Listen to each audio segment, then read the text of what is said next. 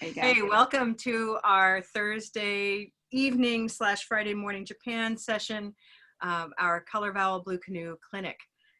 Tonight's topic is, what do we do when a student asks us about a word? I mean, it's something they do all the time, right? Teacher, I'm having trouble with the word. So what are some words that they ask you about? Can we make a list? Can you use the chat? And let's make a nice list of some of the words that students have asked about recently. What words? Or maybe you have a question about a word that you've tried to explain before and it hasn't gone as smoothly as you wished.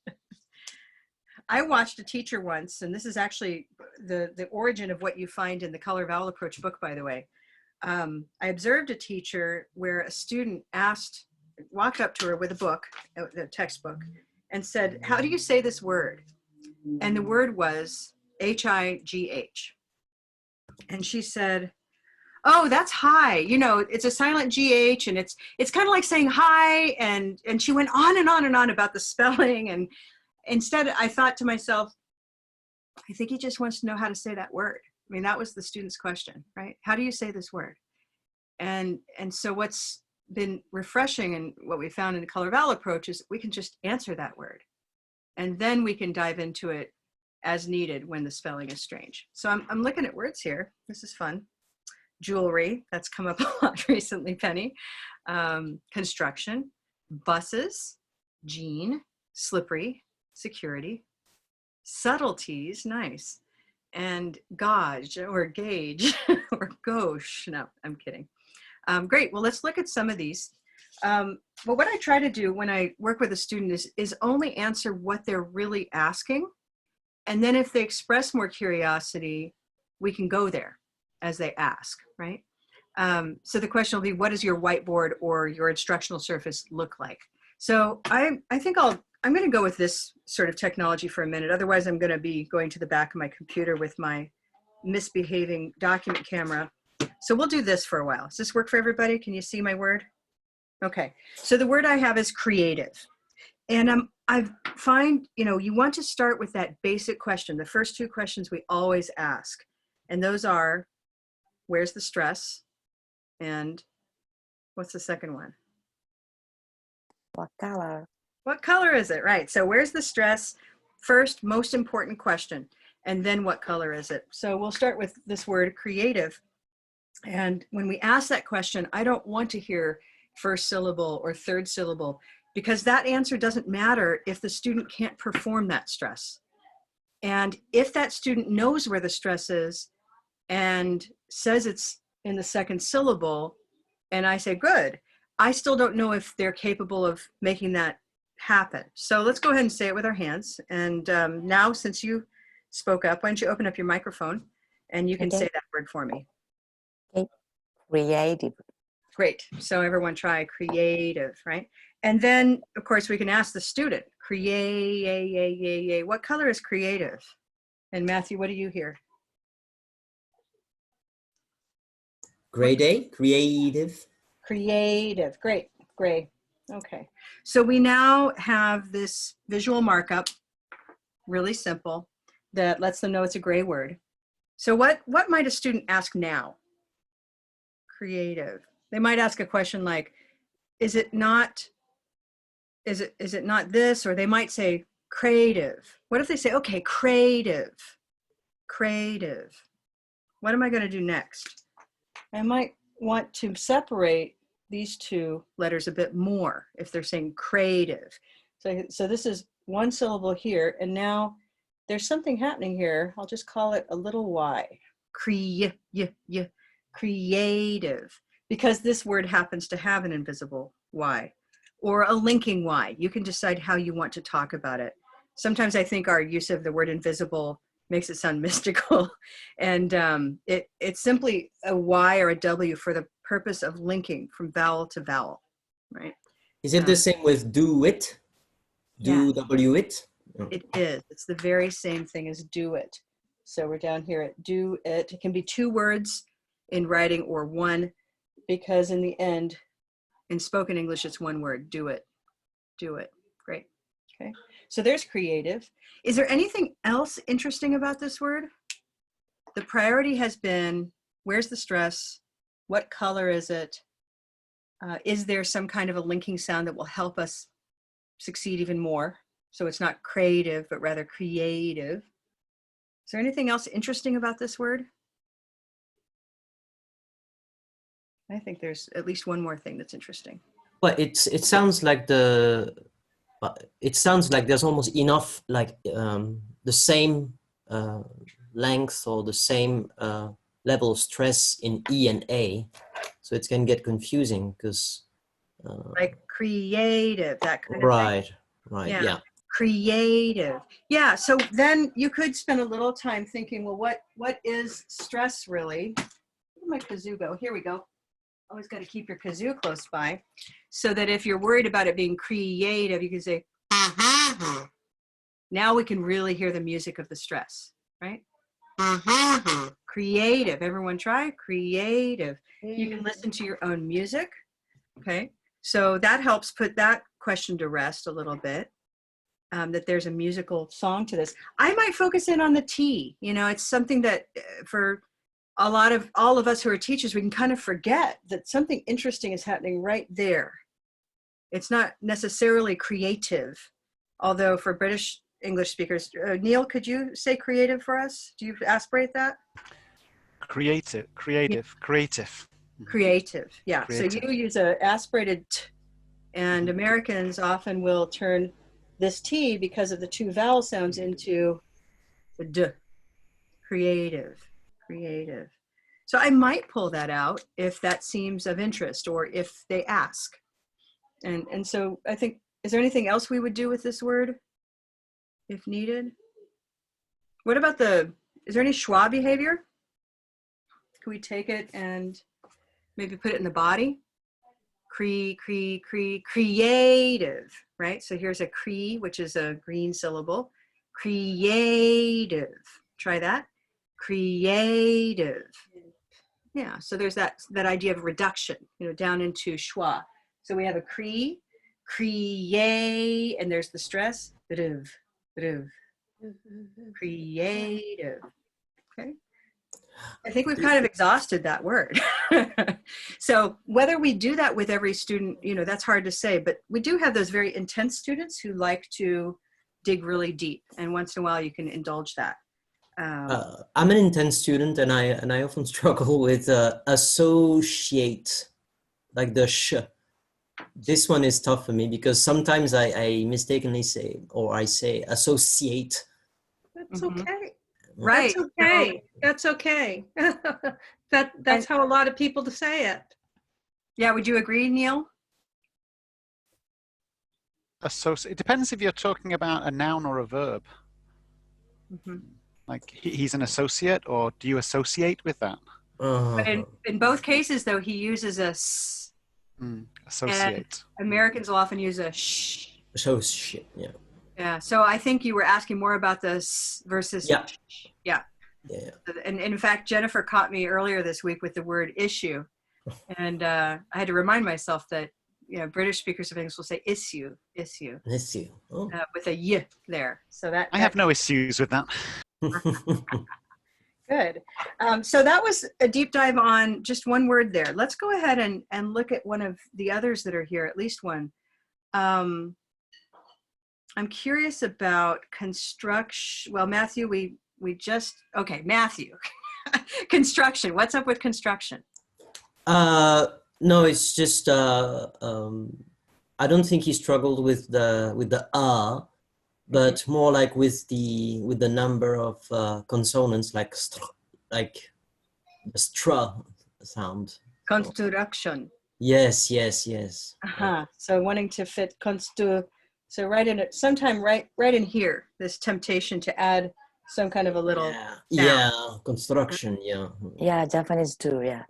Yeah, Japanese like to do that, right? That's one of the love it. rules of Japanese. You can't, this is a rule of Japanese that they're following. So that's why, you know, they want to do that. It's not conscious. What can we do instead? What can we do to unwire that and rewire that? Well, one thing you could do is work backward in the word. And this is called back building. It's a little technique. Does anybody use back building? Shun. Backbuilding, okay? Sorry for the handwriting. Backbuilding means starting from the last syllable and then adding backward. And my analogy for this is my brother is one of the lucky people on earth who's a golf instructor. And when somebody has a bad putt, which is the small kind of swing, they work backward. They actually work at the end of it and make a backward putt. And I was kind of fascinated when he told me that because we do that when we teach pronunciation. So let's try shin, everybody. Shin. Ruck, shin. Ruck, shin. Struction. Struction. Now this is where they might say struction. So now what we could do is come here and try to create a new syllable. And there's another place in here where you might have an extra syllable. Construction. Construction. Could that happen in Japanese? Construction. Yes, construction like that. Construction. Yeah, Yes, so really, S and T, both of them have an R, construction. okay. I'm going to come up with, again, this is very much intervention, like you're trying to find the thing that works for the person. But one thing that I might try is just change the way they're looking at it. Construction, try truction, truction, and see if they can do that. The way they can say tree, this word tree actually becomes tree, right? Tree. So if they can say tree, they could say truck, truck, and then truction, then construction. Construction.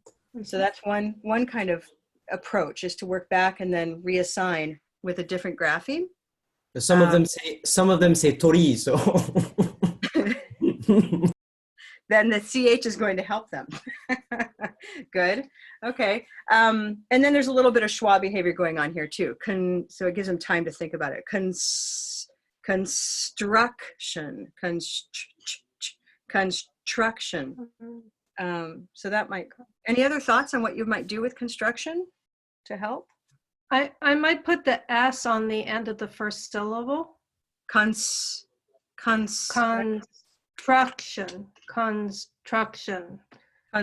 Instead of struction, it would be construction. Yeah. Yeah. So we'd resyllabify. Right. Resyllabify. Okay. We can do the same thing for speakers of Spanish who say escool or a student, right?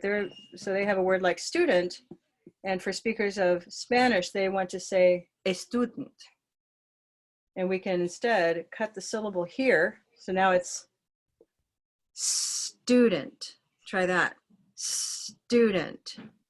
And what that does is it just unwires the relationship that is no longer a consonant cluster. Right? So it's kind of a nice little handy thing. So we have two strategies. One is back building, again, beautiful handwriting, and then resyllabifying. Okay, but back to sort of how we mark up on the board. I'm using certain symbols to show that I'm changing the syllable boundary.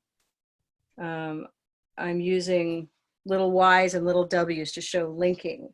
I'm using a line to indicate the stress, and I'm trying not to use a line for anything else, right? What else am we using? What else could we use? Yeah, let's think about a word like, let's take, I don't know. Ooh, I use whenever I do linking, like given the do it kind of thing, always use a curved line. Like that. Yeah, do it. Yeah, yeah, that's quite pretty. Yeah. I often end up with the W up here. Yeah, either way, but I have, when we're practicing a text or something, like when we're doing readers theater, they have to find the thought groups, and then they find the focus word, and then we mark all the linking. Yeah, so that mark will do a great job of, they can then decide, is it a Y or is it a W? Right. Or is it two sounds that will become one sound? Such as? Now you got me. Come on, Jennifer. uh, Well, like the did you do it? Did you? Yeah. Right? Like For did. like two S's become like bus stop.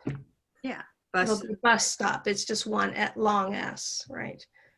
Right. So we might be. I was about to write bus spot, bus stop. Come on. Stop. Here we go. Bus stop. All right. So we might have something like this guy right here. Bus stop. We simply write, do that to show that it's one sound. Yeah. And it's not just bus stop, it's bus stop, right? There's the bus stop. This idea that this takes a bit of a beat. Bus stop. Yeah. Mhm. Otherwise, it's like bus so stop. the U gets held out a little longer. So for the stop, yeah. Yeah, or the S just gets held. So one way or the other. And while we're on bus, I can't tell you how many students think it's a bus, which is why I put it in there, because it's every other language in the world calls it a bus, and we call it a bus. So, so that's always a fun word to blow their mind. This is Linda. Which S are you holding? Sure. So the answer is yes. Bus stop. It's both, meaning they become a single. We don't say bus stop, right? And we don't say bus stop. So this becomes a single S with the idea of Bus stop. stop. Bus stop. Yeah. So Jennifer is suggesting we say bus stop, or it could be bus stop. Either way, you're holding either the or the s, right, long enough to create the rhythm of the word. Bus stop or bus stop. It's interesting with phrases as well, because, for example, how are you doing? Now I almost can almost skip the R, like, how are you doing? How are you doing? Mhm. How you doing? How you doing? Or like, where are you? Like, where are you at? Or something. Yeah. And Right. Especially with R's in there, the R's will cause a lot of reduction and sort of assimilation. that's one of the main things Blue Canoe has helped me with, is to teach some of these phrases that, I mean, when people hear for the first time, or naturally they don't necessarily catch, but like, how you doing? What's your name? And now I make sure I teach both, like the slow version, and then for the students who can like handle it, I say, like the natural version of it. I'll say that when I'm the recording voice of Blue Canoe, and when I'm in the studio recording these sentences, I work pretty hard to find a middle place that's neither too separated, like, what are you going to do? Nor do I want it to be, what are you going to do? So I've tried to find this middle place, and that's been interesting. Sometimes I re-record, and but that's very much on my mind, Matthew. So I try to provide some hints of that behavior. When it's what is, I say what's most of the time. I'm sure you could find some differences in there, but there are thousands of words and sentences, and generally we try to show how English really behaves, that it's not just this formal, slow performance of each word, right? Good. Hey, how about security? Security. Teacher, how do you really say this word? What are we going to say? First question. Where's the stress? Yeah. Where's the stress? Everyone show me. Security. Security. So now I might do that for the student as a help. What color? I already gave my opinion away. I might do this, in which case, what color do I think it is probably? Blue. I might feel Purple. blue. Mm-hmm. If I have another security down here, it really gets into sort of knowing thyself. This would be an underline for purple. Purple, yeah. Right, we have a slightly different markup, meaning it's just the U.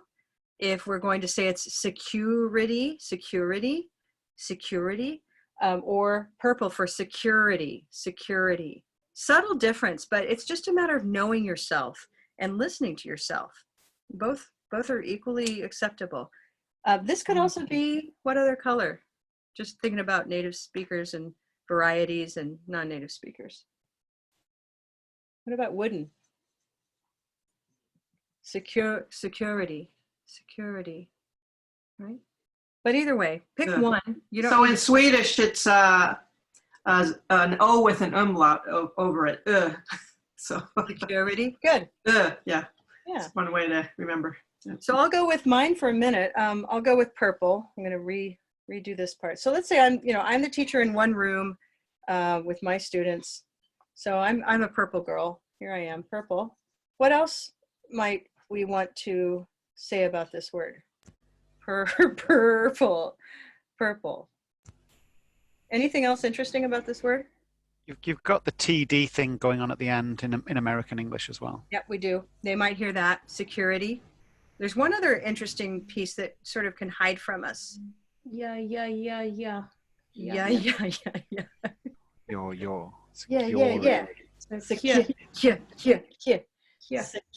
Security. Security. And where else do we find this happening, this kind of thing? How about? I've got it. So you said, Is that interesting now? yeah, very interesting. Yeah. Uh-huh. Can I ask for everybody, what color is cure for you? Looking for a cure. For me, it's probably orange. Yeah. For me, orange cure. Orange. Or Oh, that's cure. right. You don't Cure. Yeah. Cure. Sometimes it's purple, Cure. and sometimes Sure. I channel my English roots and say cure. Yeah. Cure. Bev, what color is cure for you? I heard a kind of cure. So wooden and blue. Cure. When you said orange, Neil, I almost fell off my ball. I'm sitting on a ball. But really, I almost fell off of it because I'm always surprised because for me, Sure. orange is so ruh, right? But for the British, is there no other color on the chart that? Auburn. Could be auburn. There we Cure. go. Thank you. I'm so glad to hear that. Because that's Same what with security. Security is auburn for me as well. Or security. everyone try that. Try Auburn. But which Auburn? Is that Auburn dog or Auburn fawn?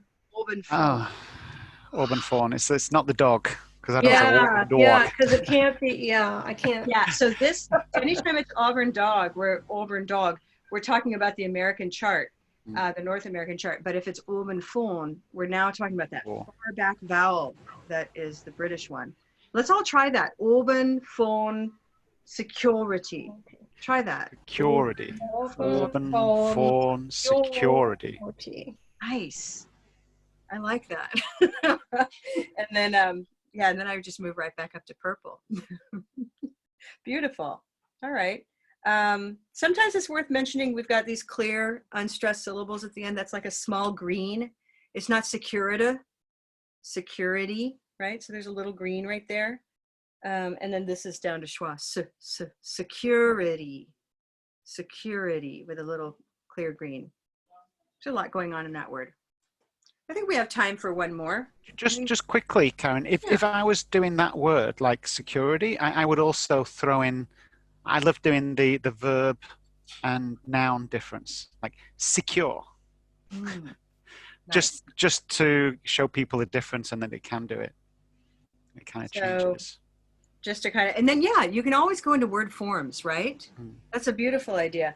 Then I thought you might also add, which makes sense, is to add sort of the typical words that come before and after and see what happens, right? So we have secure, security. Any other forms for that? Is Neil, do you say the verb and the adjective the same or different? I will secure the financing. Adjective. It's a secure, no, different. It's a secure financial investment. Secure investment. Secure, same, secure. Yeah. Okay, so the adjective and the verb have the same stress and same behavior. Okay, all right, good. All right. Well, that's good to know. As far as words, always going back to a phrase that makes sense can sometimes be quite illuminating. And I'm going to use a terrible example, but it's the one that comes to mind. But let's just take this word. So here's that beautiful state of. Where's the stress? Tennessee. Yeah, Tennessee. So Tennessee, no? Tennessee. Tennessee, no? so when it's by itself, I'm from from Tennessee, right?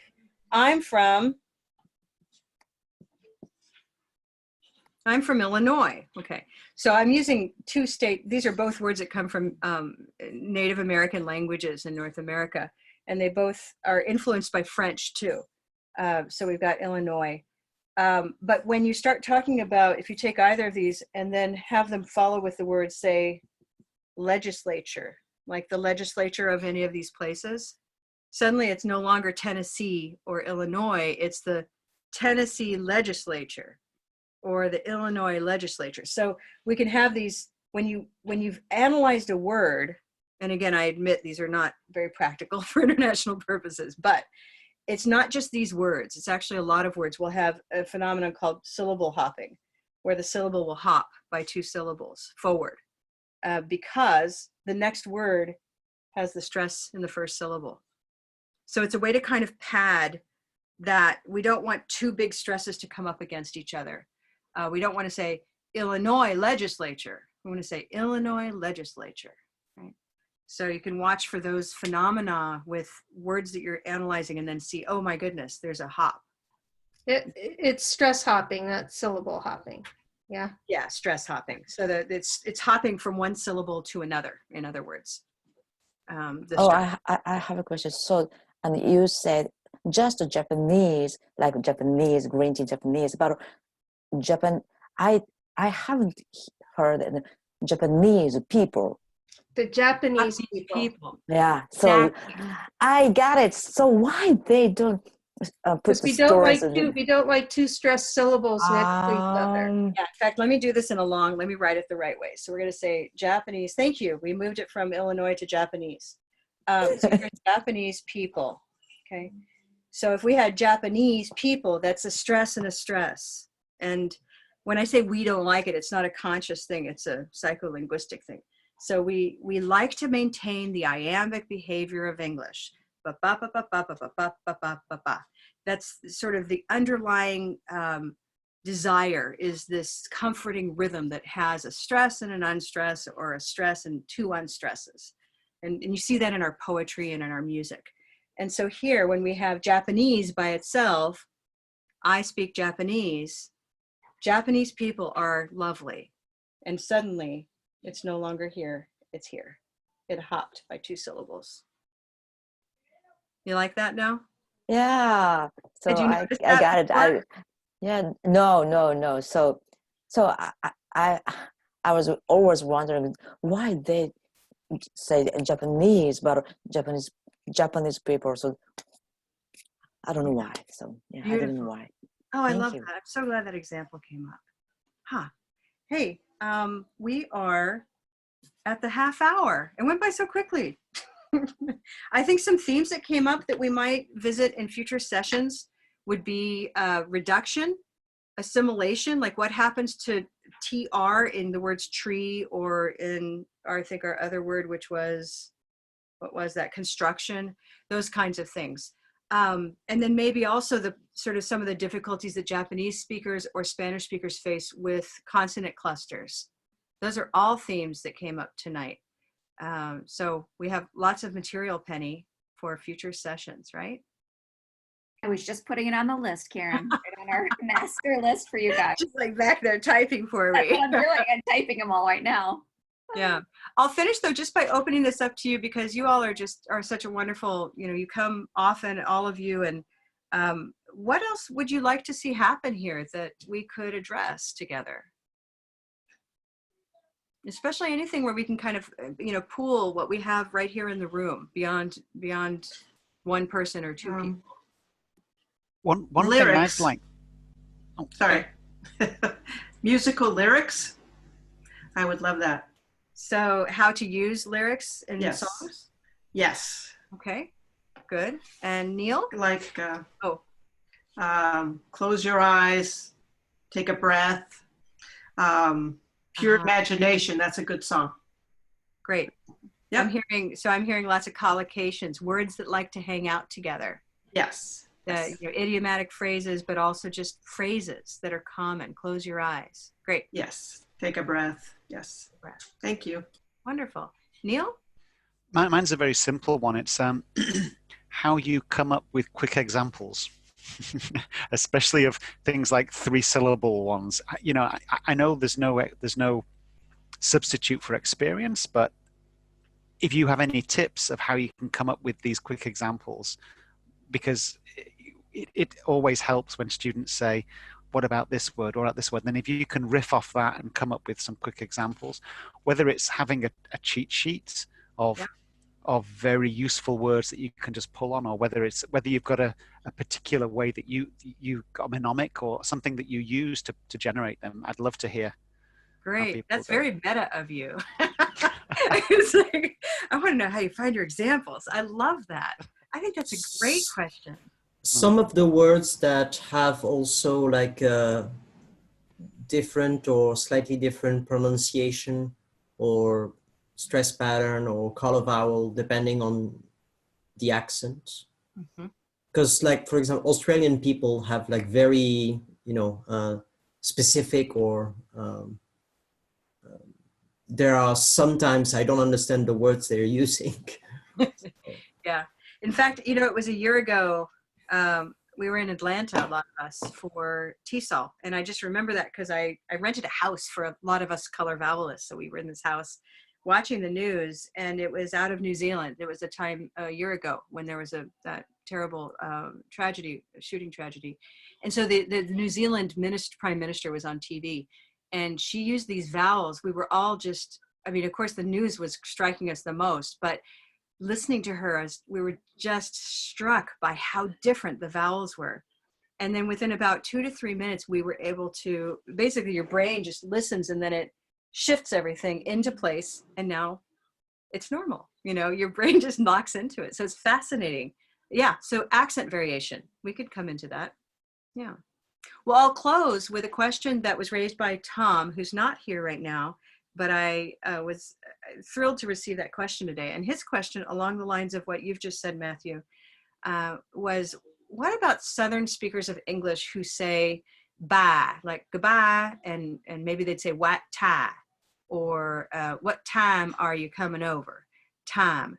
And so he wanted to know, what vowel sound is that? What color vowel is time? Time. And so if you can all just try that, put on your Southern hats for a minute and say, what time is it? What time? What color is that time?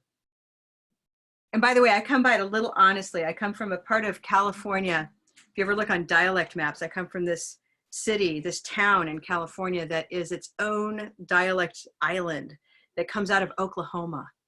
And so we say time there. What time? What time? What color is that? I believe it's but You think, what color is that though? Just so I can. Yellow. You mean A cup of mustard? mustard. Yeah, a cup of mustard is my guess. So what tum? What tum is it? Is that the same? Black cat, maybe. It's an I. It's a moving black cat. What time? What time? But listen to the dialect or that particular accent. What time? What time? What time? Try that. What time? Can we agree that it's not tam? It's not tom, and it's not tum.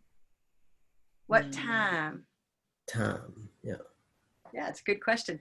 And then I started thinking, I've been thinking about that for about 3 years now, Dr. Barr.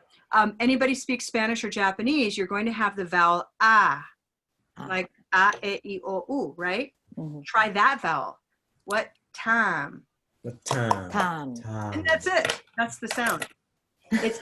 It's this sound that's right here. It's the sound in Spanish and it's the sound in Japanese that we don't have as a singular sound.